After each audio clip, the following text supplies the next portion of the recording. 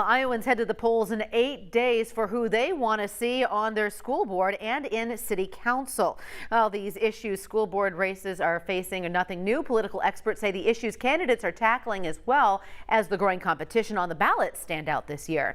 Local 5's Mary Sugden joins us from outside Ankeny's school board office with a look at this trend.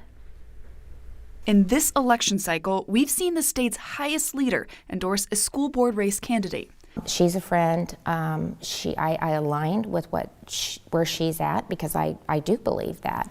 And so, I said, yes, I'd be happy to support you. And while Governor Kim Reynolds says her endorsement isn't an indication of political affiliation, but rather a friend sharing the same views, political experts say it's indicative of the change we're seeing in school board races. We are increasingly seeing that national issues are infusing themselves into local politics, and the local school board races are just sort of a poster child for that larger phenomenon. But why is this happening? Experts say it comes down to what's impacted schools across the country: COVID-19. And the mask mandate is kind of the number one thing that almost every school board election is about.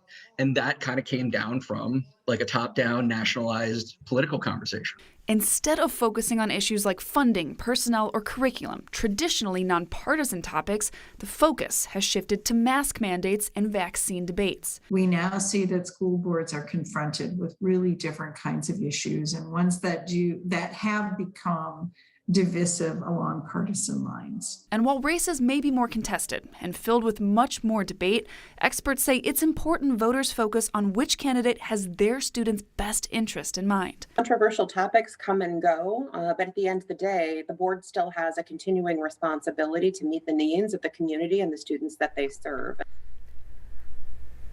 As of today, the Polk County Auditor reports more than 44% of absentee ballots have been returned to his office.